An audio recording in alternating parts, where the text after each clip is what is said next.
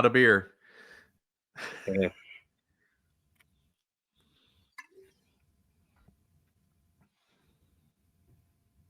Okay. Okay. Welcome to an episode of Just Legal History. I'm Mike. And I'm here joined by Brett of the legal or Prosecutors podcast, and then the Prosecutors Legal Briefs podcast, along with what is your official title at the U.S. Attorney's Office? No, I'm just an assistant United States attorney. Okay. Just an ordinary So guy. Nothing fancy. No, you aren't. Much more than that. But okay, I wanted to talk to you today about a couple of cases or a couple of instances that have popped up, and it's dealing with like sports liability and waivers and understanding what our responsibilities, what do we have when we're doing a dangerous activity, what can we sign away and what don't we sign away for one case, and then for the other case, like could something that happens like in a dangerous activity ever lead to a criminal charge? So let's go ahead and get started. I don't know how much you ski. I'm always surprised about the number. I always hear about ski areas like out in other parts of the country where you never think there are. But are there any ski areas in Alabama? There is one ski slope in Alabama, and when I say one ski slope, I mean literally there is one hill on one mountain that they make all this snow for, and if you do it, you go pay a bunch of money, and they have like a rope thing that drags you up. So it drags you up to the top of the hill, and you ski down to the bottom and do it again. So yeah, we don't have a lot of skiing in Alabama, but I go skiing in Colorado all the time, and I'm going to go in the next few weeks. So I'm pretty familiar with the general sort of all the things you have to sign away before they let you get on the slopes. Okay. So let's start with talking about them just so that people know some of the rules that you, if they're really not, I mean, you don't ever read them, but you're responsible for. For example, some of the rules are that you can't ski out of bounds. You have to ski inside the ski area. You have to ski under control. You have to have skis or snowboard that have the ability to self-arrest if they come off. And if you're the uphill skier, you're always responsible for the downhill skier, except in one case where if you're merging from one ski run to another, the person that's coming into the trail has to be the one responsible for not hitting someone that's already on the trail. And the one thing that is kind of important for this case is that you have to be responsible for being able to load and unload from a chairlift, whether it's a normal chairlift or if it's a T-bar type lift. So those are some of the rules that I did reading the car. It's the Skier Safety Act that you're responsible for. At the same time, the ski area is responsible for certain things. So they've got to mark the ski area boundaries. They got to put padding on the ski poles. They got to mark some of the obstacles, and they got to mark runs that where they have to say, well, it's easiest or beginner, intermediate, advanced, and like expert skiers. So those are kind of some of the rules that I just as a background. But the case that I wanted to talk about is a case where someone was riding the chairlift at Crested Butte, which is outside of Gunnison. I've skied there once. And what happened was in March of 2 years ago, she was on the ski lift with her dad. And when she got on, it sounds like she never fully got on the lift. And so like she was trying to hold on and her dad was trying to hold her on. And she ended up falling off when she was about 30 feet in the air. And said she hit some hard powder, had a lot of internal injuries, and also was paralyzed from the waist down. So the question that came up, like the issue that came up, is whether or not she could sue the ski area for any negligence regarding the operation of the ski lift. So normally you would think that, hey, you're riding the chairlift, it's your responsibility to get, or as I said, to get on and off, and you'll be able to get on it. But there's some questions in this case that kind of arise, the wondering who has some responsibility, and I wanted to talk to you about that. I think so interrupt if you have any questions or whatever. So it seems like there's 3 or 4 different statutes or laws that kind of like intersect. As we talked about the Skier Safety Act, The one that determines the operation of the lift itself is the Tram Act of Colorado. I think it was a Tram Act, and then the other one that came into effect was the Parents' Responsibility and Waiver Act, where parents could sign away the waivers or sign a waiver giving away their ability to sue a ski area for negligence. Is that what you understood kind of from this case too? Yeah, and then all of those are against the backdrop of the common law. So you always have in the United States very few purely statutory jurisdictions. So in the United States, we're not just governed by what's written down in a statute book. There's also sort of this body of judicial made law that's developed over the centuries. And you have common law negligence as well. So in this case, I think you're right. You sort of have common law negligence as your background radiation, as it were, and then you're dropping on that these laws that are further defining the responsibilities of the various people who are going to be involved in an accident such as this. And like you said, now it's gotten all the way to Supreme Court to figure out exactly where those lines can be drawn.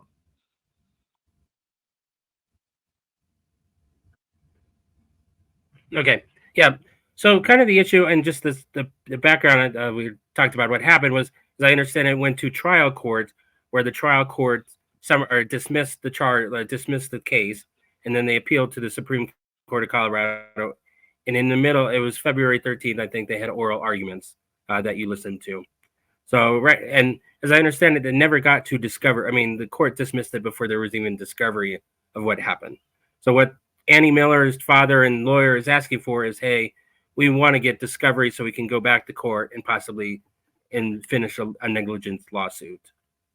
So I wanted to talk to you first about some of the terms that I heard, and can you explain them for the people that aren't really good with negligence? Let's just start with what is negligence in general legally?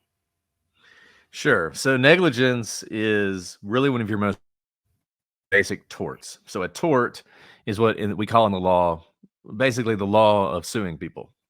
So when you commit a tort, it's not a crime. That would fall under the criminal law.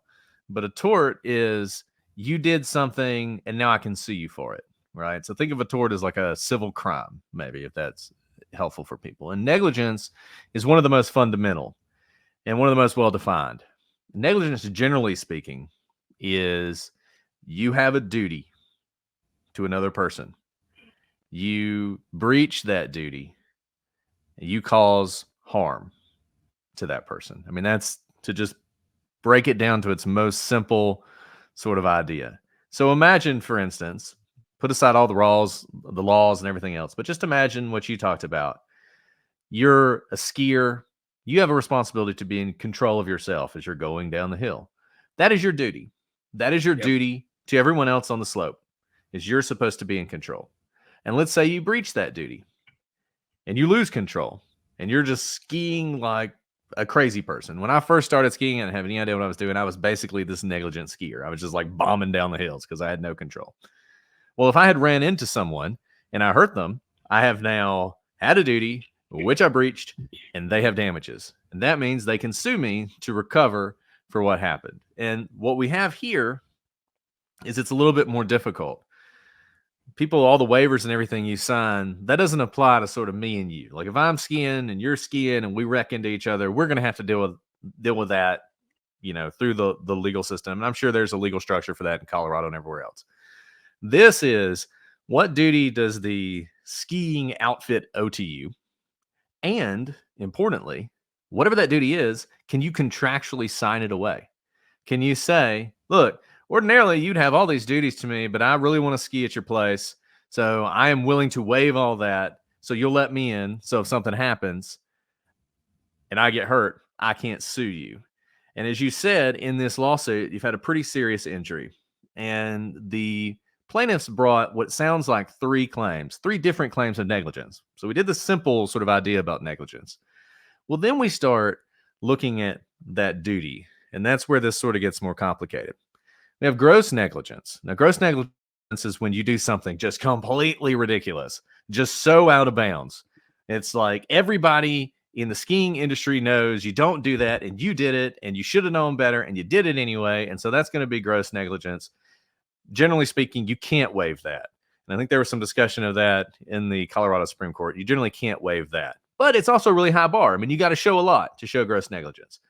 Then there's negligence per se. Now, that is where you have a duty, you didn't do it, therefore you're liable, right?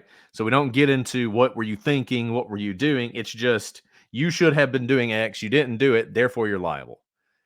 With just a general negligence claim, a simple negligence claim, then it's essentially you got to show that you weren't exercising ordinary care. That was sort of the duty that you should have been doing. You weren't exercising ordinary care, and it caused this harm. So you have these different levels of negligence. And at the trial level, when you get sued, you can do something called a motion to dismiss. You can also seek summary judgment later on. And basically, in a motion to dismiss, you say, look, we can do all this discovery. We can do all this factual development. We can waste all kinds of time and money and everything else. But no matter what facts come up, we win just as a matter of law. So we don't need to do discovery because it's a waste of time, because we win as a matter of law. Because, say, in Colorado, they say that you can sign away negligence. And once you do that, you can't sue. So it doesn't matter what happened that day. Any factual discovery is irrelevant. It sounds like Crested Butte made that argument, at least as to two negligence theories, the ones that can be waived, negligence per se and simple negligence. And the court said, yeah, they're right. You waive that away. It's gone. No matter what they did, you can't win on that. We'll keep gross negligence, and there'll be some more legal arguments about that later on, but those are gone. I don't know. Like I might be having some problems on my side. Oh, I'm sorry. I'm just like chatting away.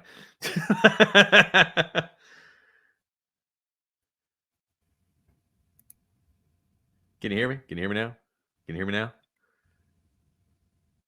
Hello? Yeah, I can hear you now. Okay. Do you want me to turn off my video? Do you think that'd be helpful, or? No, hopefully this is better. Okay. So yeah.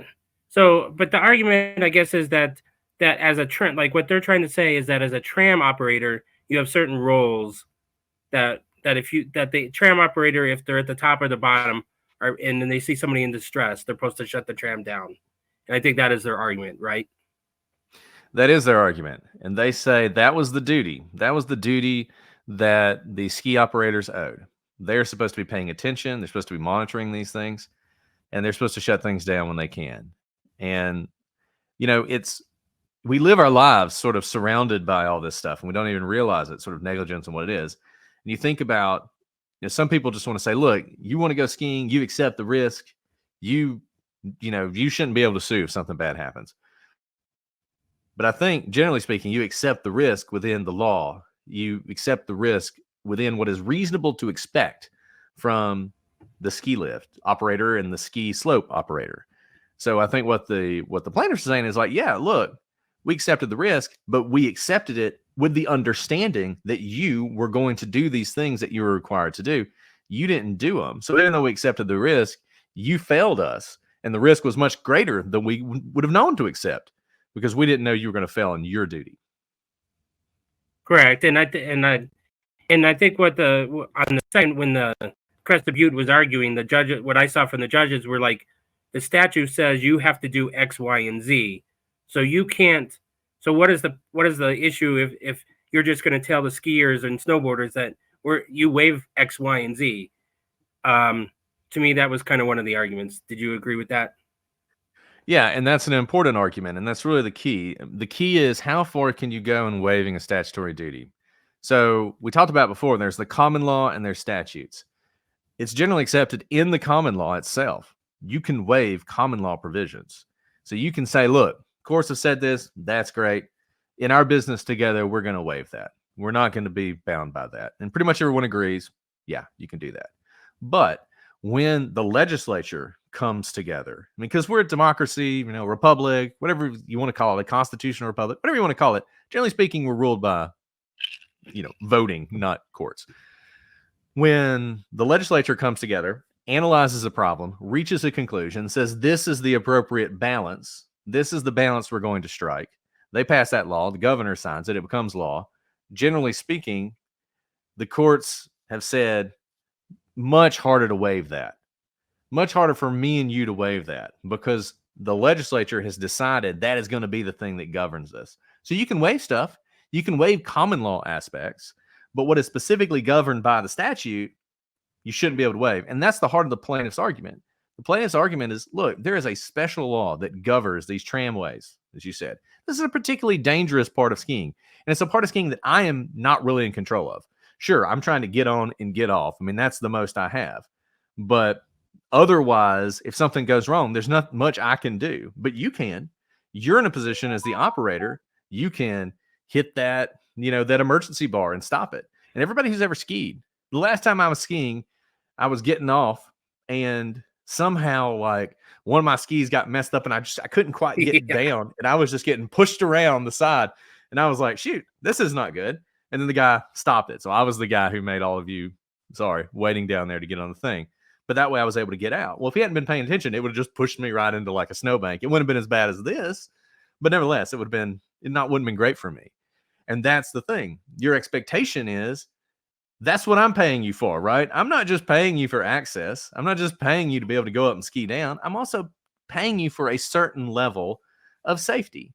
And when you breach that, how can you say when this is a fundamental aspect of what we're doing, well, yeah, but you waived it. Yeah, we agreed to provide that to you, but then on the back end, you waived having to provide it. So sorry, that's essentially what the ski company is trying to say. Okay. So I wanted to actually talk about a couple of things about the actual oral arguments themselves, because I was a little surprised when I saw Annie Miller's lawyer come up and start arguing in the first half an hour. It was a standard, each side gets 30 minutes, they can reserve time. But one thing that kind of struck me as a little odd is he got up there and he was able to give almost an entire speech for 20 minutes without much questions.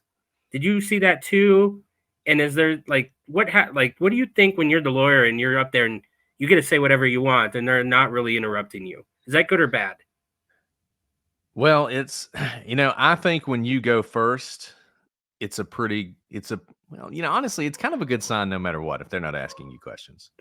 Now, it could be that they just think your argument is so ridiculous, they're not even going to ask you questions. But I'll say this, and typically speaking, and my dog's barking, so if you can hear that in the background, sorry about that. But typically speaking, and I think it's this way in Colorado, and maybe you can correct me if I'm wrong, I don't think the Colorado Supreme Court has to take every case that comes to it. I don't think every case, I think they have a certain amount of discretion about which cases to take. So if they have decided to take this case, then it means there are some questions from the court about the lower court and what it did. And when the court that's taking it, that has all these questions, is now letting the petitioner just kind of speak, it makes you feel like he's not really the ones they have the questions for. They have the questions for the next guy more. Now, as he went on, they did start to clarify their questions. And you notice, and one thing to always remember about Supreme Courts when we always talk about this, they're deciding it not just for this case. They're deciding it for every case that's going to follow. So you really notice some of the questions towards the end, I think they were really narrowing down on what does the rule need to be? How do we need to apply the rule? How do these statutes work together to create the rule? Because that's important. There was only one justice who I felt like kind of didn't get that. And she kept asking, well, what difference does it make? You'll always have gross negligence. And it's like, well, yeah, okay, that's true. Maybe in this case, but we're really talking about something bigger than that. And for him, it seemed like it was mostly about that. Then when the other side, the lawyer for Crested Butte, whatever you call it, got up, he seemed like they were hitting him with questions from the very beginning. And he had a lot of questions to answer. And there was a lot of incredulity amongst the justices that the legislature could decide to pass this law, making all these requirements on how you behave, and you can just waive them all with a document. Now, he made a good point. A lot of this is regulatory too, and it's also about what you have to do to keep your license, and you don't want to go to jail. I mean, nobody's going to go to prison for this kind of thing, right? That was a little out there.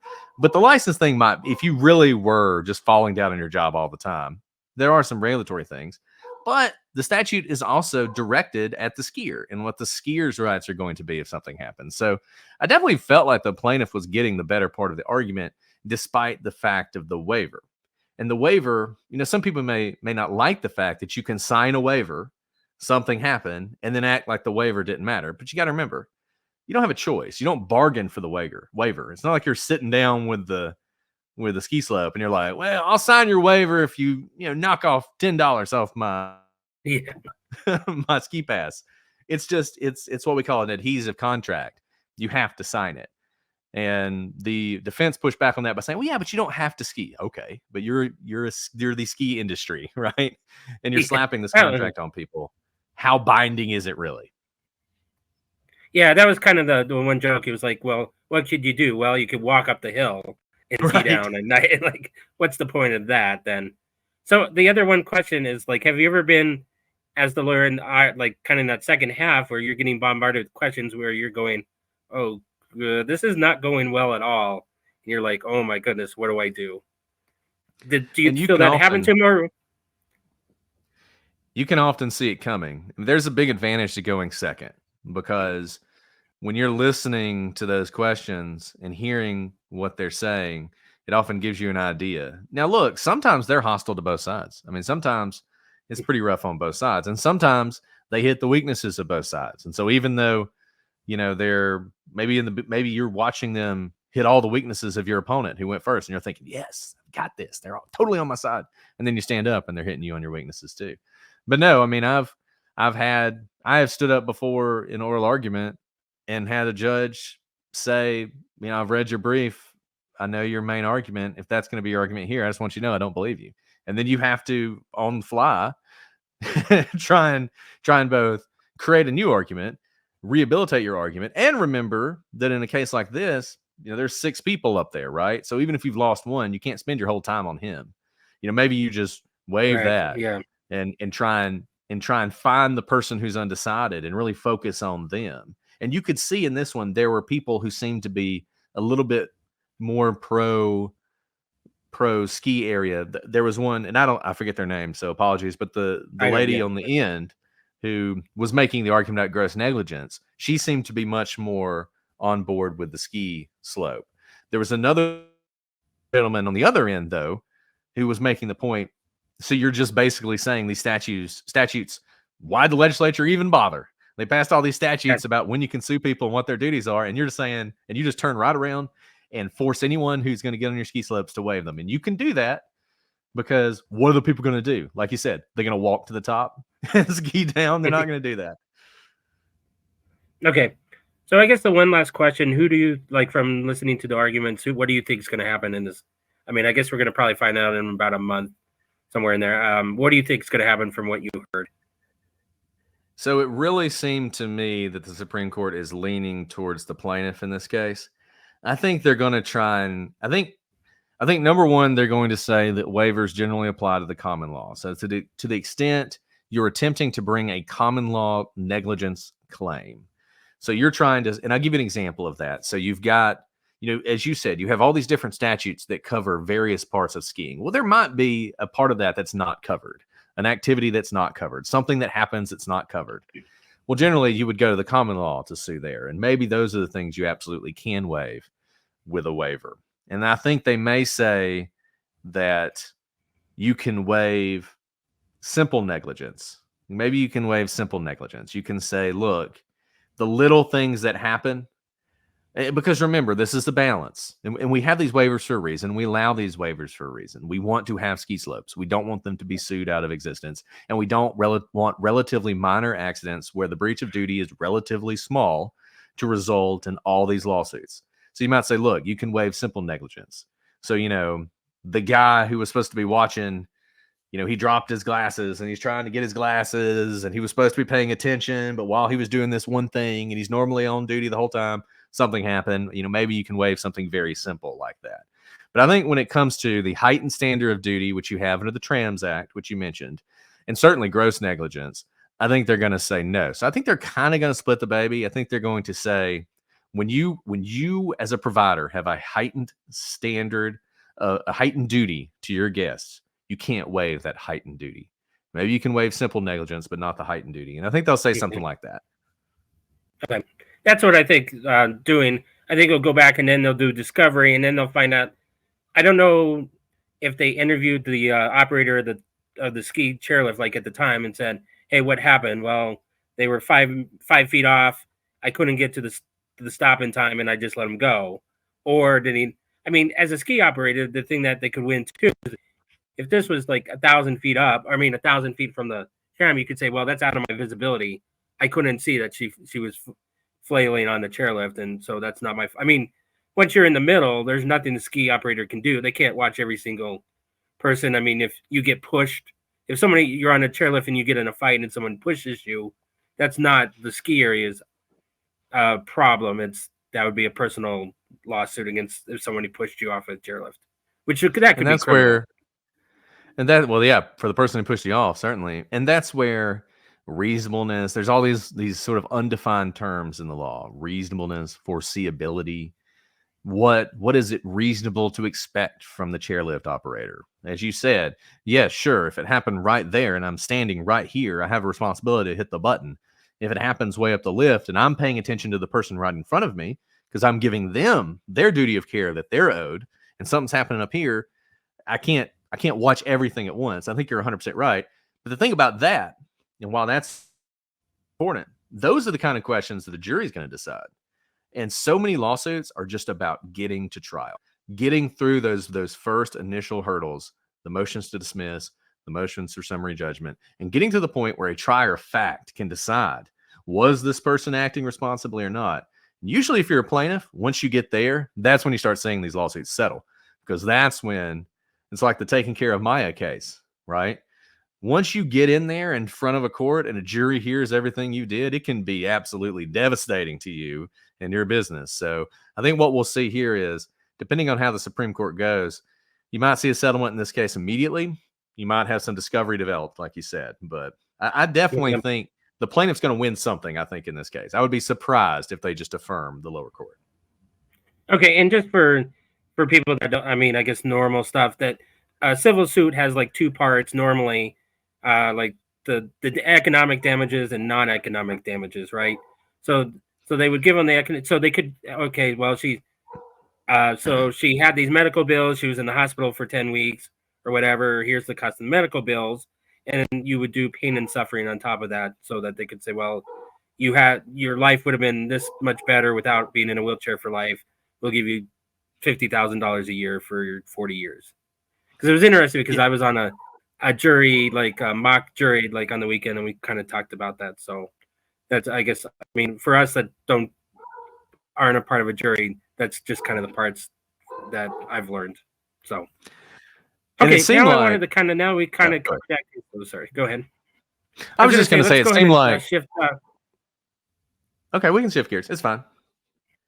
Oh no, go ahead and finish your thought first. The only thing I was going to say is, it seemed like from what you had sent me that maybe there, without all this, there's sort of a $200,000 cap of what you can receive. So it may not be that you can't receive anything; it's just you can receive that. But for her, given her injuries, that's just woefully inadequate to deal both, I think, with her medical injuries and whatever she's going to deal with in the future. And then obviously there's punitive damages which can come in. If they were to find the ski slope was particularly negligent, really was grossly negligent, they might even award those, which is meant to punish them so that in the future they do better and isn't so much related to her injuries. Yeah.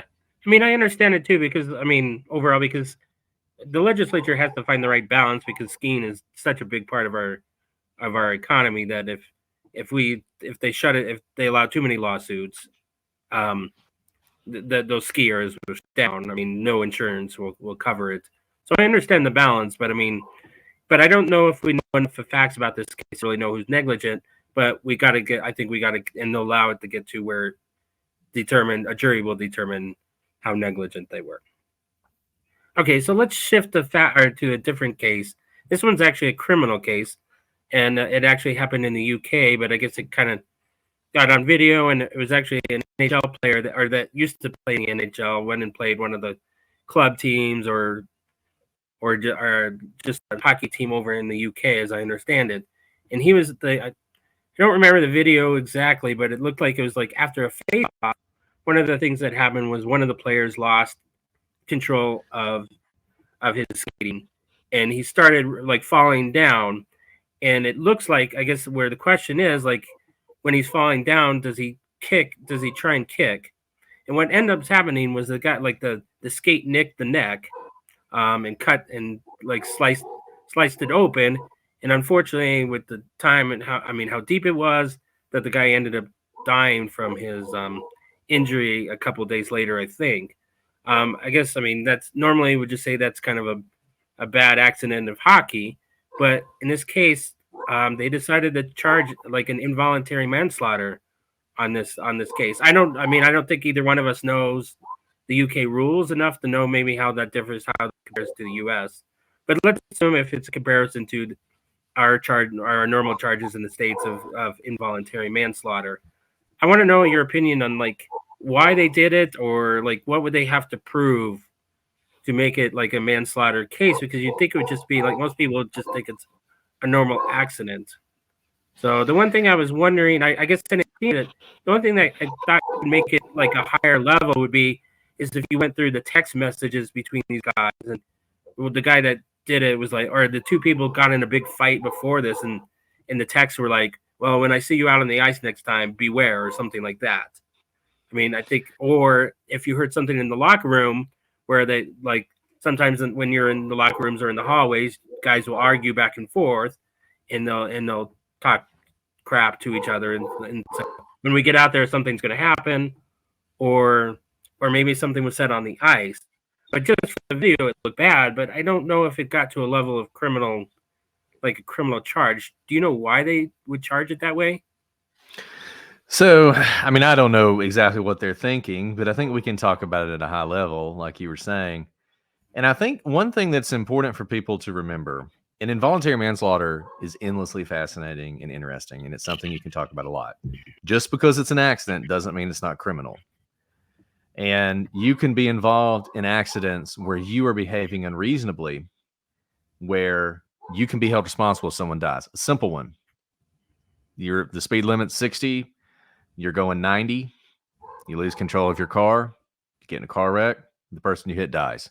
You obviously didn't mean to do that. You did not mean to hit them. But, you made the decision to get in the car. You did mean to drive that fast. And so when someone died, you can be charged with involuntary manslaughter. We're talking about the text messages and stuff. Then you're getting closer to voluntary manslaughter, where you take an action, an intentional action towards another person. And maybe you didn't mean to kill them, but you certainly meant to hurt them. But they died. That's where you can get to sort of more, you start crossing over into maybe this is voluntary manslaughter. Involuntary manslaughter is fascinating because imagine hockey. And this is a case where if this goes to trial, you're going to have experts, hockey experts, talk about the etiquette of hockey, what people do in hockey, because hockey is a violent sport where fighting is a part of it, right? That's what's kind of wild about this. This isn't tennis. Nobody broke their racket over somebody's head. Everything that happened as part of the game. So, when does a foul, for instance, become criminal? You were talking about. So it's interesting. Sorry. Well, I was just going to say, there's all sorts of fouls that could hurt someone. That's why they're fouls, like high sticking and all that other stuff, right? And so when does it cross over from you did something so egregious and so beyond the bounds of what is reasonable in a hockey game, we're going to consider it criminal? Okay, there was a case, I know it's probably been almost 20 years ago, where a player for the Avs, it was a big fight. They had back and forth fights with like Vancouver, and where the coach, like Mark Crawford, said, "Well, I want you to get back at a guy for what he did." Like during the game, where it's like, "Oh, well, we thought that check was really bad, so I want you to go back at him later in the game and do something about it." And what ended up happening was they were just standing on the ice. The guy came up and just absolutely cross-checked him, like hit him with the back of the stick in the back, and he ended up breaking. I think he broke his back. So it ended up like he did get charged with the crime, and it was in Canada at the time, so Canadian laws. So that one was more obvious. That like if you're just standing around and you come and hit them over the head with the stick, that's a more obvious one, because you're not in the middle of the game. So, but in this case, it just looked like it was face off. He was falling down. He stuck out his leg. Really balanced. To most of us, that's a reasonable act in a hockey game, but it ended up hitting his throat. And if it is purely a hockey accident, then I think you're right. The question is, then what you're going to have to get into is, was he being so reckless on the ice or intentional with his leg being up that high? I don't think anybody thinks he was trying to cut the guy's throat and kill him. I don't think anybody's alleged Yeah. that. But I think they have alleged that he was mad, and so he wanted to hurt him in some way, and he was willing to just throw his leg up there to do it. I still think it's unintentional. I don't think it's intentional. And there's a fine line there. And I'll give you another sport example, which we see all the time. Baseball. So in baseball, there's sort of an unspoken rule going back forever. If your pitcher hits my guy, I'm going to hit your guy, right? That's what they do. So let's say pitcher hits a guy next inning, dude goes out there, throws the fastball, means to hit him in the shoulder, but he hits him in the head, and the guy dies. Is that just things happen, or is the fact that this pitcher decided in the middle of the game to throw a pitch which he knew had some possibility of danger, even though he didn't intend to hurt anybody? He certainly didn't intend to kill anybody, but he did that intentionally. He acted recklessly when he threw that ball.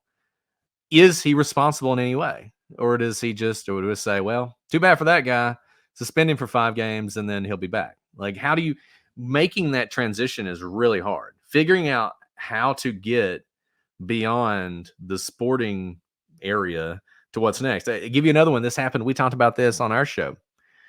After football game, like came down to the last play. The guys, like, the one team loses in dramatic fashion, and one of their players is just going to head right off the field. He's running into the tunnel, and a photographer gets like in his way and he knocks him down. And there was all this question about, is that assault? Did he assault that guy? Or is it sort of like, look, the photographer should have known not to be there since he was there. He sort of, to talk about what we're talking about with the skiing, he accepted the risk of being in that position. And so when he hit him, we're not gonna have any criminal charges. These are hard. And I think what's really difficult about them, and I think why we're seeing more of this, is people are relying more and more on the justice system, and the criminal justice system in particular, to solve every problem and to answer every question. And so they see someone die on the ice, and the immediate thought is, someone needs to pay for this. Someone died. Someone needs to pay. And by pay, they need to go to prison. Someone needs to go to prison for that. And sometimes it's really hard to pull back and really look at it and say, okay, fine. And maybe in your life, that was unreasonable. Maybe throwing the baseball is unreasonable in your life, but in the context of the sport, is it? And I know we talked about the trial we're seeing in New Mexico with Alec Baldwin, the Rush shooting, and what was reasonable there and what wasn't. And that's what's being sort of looked at there. It's not on a playing field.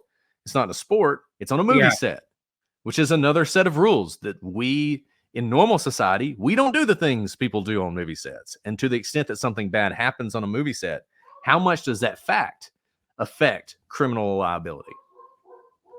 Correct. And we can move towards that. I did, if you have time. I don't know how much more time you had. All the time. But yeah, because it, oh, well, thanks. But yeah, I mean, some of the things that are coming out on that case are really bad. And I don't think it was as cut and dry as maybe is what you guys thought going into it. It wasn't like, hey, I mean, so one of the like, I think it was 2 days ago, they had an armorer that said they do a lot of movies, and here's the protocol that's followed, is that at the beginning of the scene, the director says, okay, or whatever the production.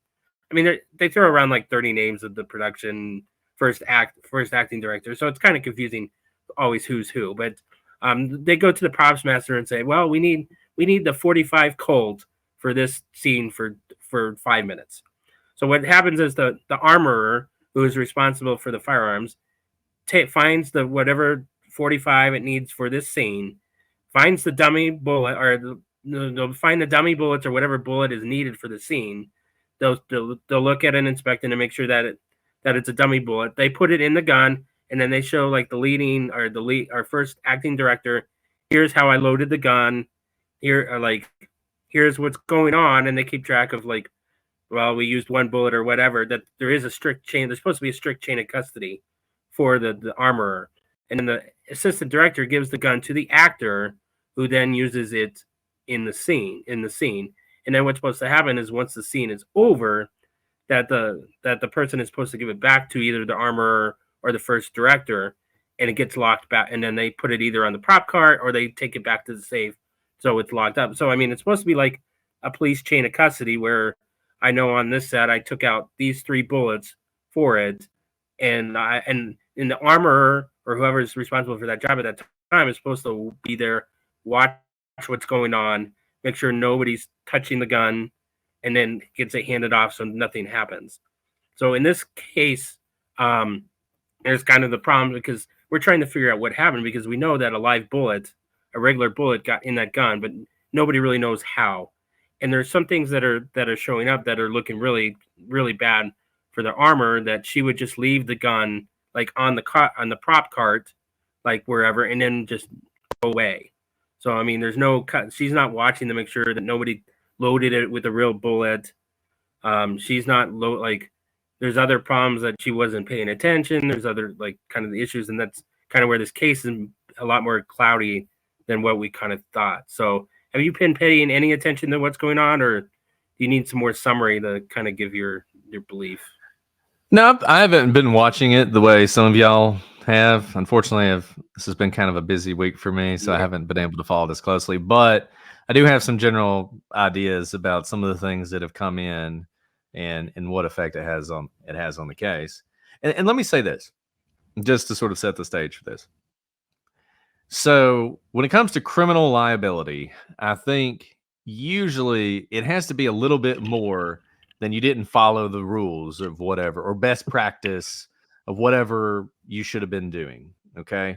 I think, and this gets back to what we talked about in the very beginning, the difference between negligence, tort negligence, simple negligence, even gross negligence, and criminal negligence.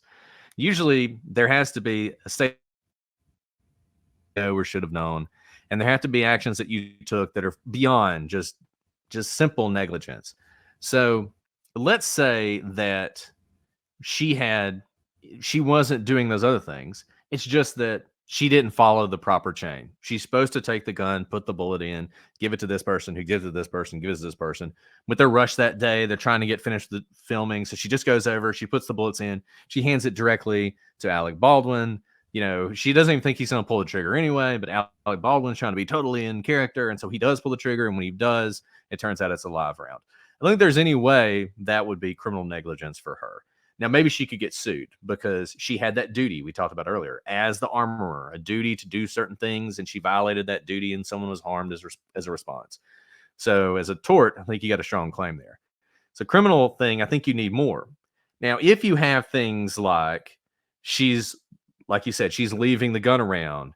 There was talk, and I don't know if this has been substantiated in the trial, that people were bringing live rounds on and using the props to go out and shoot with. I don't know if any of that evidence has come in or not, but if she knew about that, she knew people were doing that, or there's drug use. I mean, any of the things that could come in that are outside what you normally see, kind of like we were talking about with the hockey, you know, a normal hard check, a normal hard play, it might get you suspended. It might get you removed from the team. It might get you in the penalty box, depending on how serious it is. Probably not going to result in criminal charges. It takes more, like you were talking about text messages. It takes more. It takes something else beyond that. So you'll have to inform me whether or not any of that type of evidence has come in, but I think that's what you're going to need to see for her to be responsible. So sorry, I didn't mean like sometimes. So some of the things that have come in that have kind of looked bad. So actually, it's interesting. There's 2 types of distinctions. There's actually called an accidental discharge, and there's a negligent discharge. They use it during the trial, but I learned that. And the accidental is like if you're just holding the gun and the gun just happens to go off. That's accidental discharge. Negligent discharge was more like what's going on, whether or not you were supposed to pull the trigger then at that time. But I guess that's a side point. This was the second time a live bullet had gone off on stage, like the previous day or sometime too, where they had another shotgun. I think it was the shotgun that went off, and everybody heard it, and it was like, what's going on? And that happened. And the other thing that happened that's as bad is that the film director quit. The film crew quit the night before because of accidental discharges on the set. So like this is the second time that a live bullet had gone off on the set. So I think that's going to play too. That's a bad fact. Sorry, what? I said that's a bad fact. You broke up. You've had I was just saying that's a bad fact that you've had a previous incident similar to the one that you're now charged with. Correct. Yeah. So that's going to play a fact. Other things, and yeah. So we'll have to see. I mean, it just seemed like there was a lot of growth. I mean, it seemed like they hired. I mean, it also included they hired people that weren't quite ready to do the job. I think it was kind of a rush job. So all these are going to play a factor, and I do think that Hannah is going to be found guilty. We'll see. I think Baldwin has a little bit stronger defense, but he has some problems too.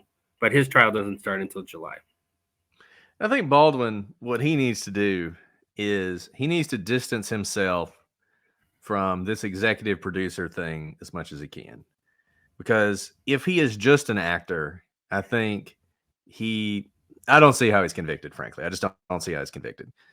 The executive producer thing, I actually don't think adds much, but it sounds bad because people hear that and they think, well, he knows everything. He's the executive producer. He should be around. And these are going to be interesting questions about, did he have any knowledge of the fact people were using real bullets? Did he have any knowledge of the fact that the firearm had gone off before? What was his state of mind? State of mind is something we don't talk about enough when we talk about criminal law, because usually those of us in true crime, we're talking about cases where state of mind is obvious. The guy planned the murder. We don't even worry about state of mind, right? That doesn't matter. But in so many of these cases, it's absolutely critical. What you knew, when you knew it, and what you did on the basis of that can turn an accident into a crime. And I think that's sort of what we're seeing here. And he goes, we talked about this on our show, not to just keep talking forever, but the Jennifer Crumbly case. Why is she charged with involuntary manslaughter when she didn't pull the trigger, she didn't shoot anybody? It was her son who did it. Well, it was because of the things she knew and when she knew them and the way she reacted to that knowledge. And because of those things and sort of the duty that we expected her to have, because of those things, she was eventually convicted of that crime. And I think with Alec Baldwin, he's going to see a similar thing. Yeah, and I think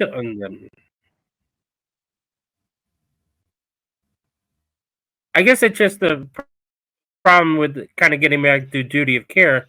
The reason that this is so important is that firearms are such a tool that's they're so dangerous. So that's like just letting them sit on a cart and running off to the bathroom without locking them up, or if we hear more about target practice where they're taking the guns off set and shooting in the hills while between sets, are all going to give it to look really bad for them moving forward. So we'll have to, and it was just it was just a chaotic day. So and there's a scene where Baldwin might get in trouble too, is like as the producer.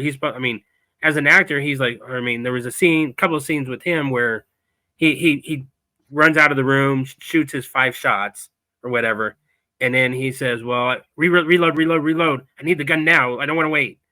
And what the armor from the old set he says is that an armor has such a high duty of care on that job. They're the ones that have to stall production to make sure that there's safety. And that so an armor is supposed to say, "Hey, Baldwin, I know you're an A-list actor. I can't load the gun until I make sure that they're done. I can't load the gun that quickly, and I'm not going to just carry an extra gun around for you. You need the weight." And that the person was like, somebody that is in that responsibility has to be able to make that decision. And if you can't make the decision as an armor, you can't be in that job. That's kind of like a CEO of a company has to be in a position to make a lot of decisions, and they fall on him. So an armor has a very high duty of care on a set because of how dangerous their job is.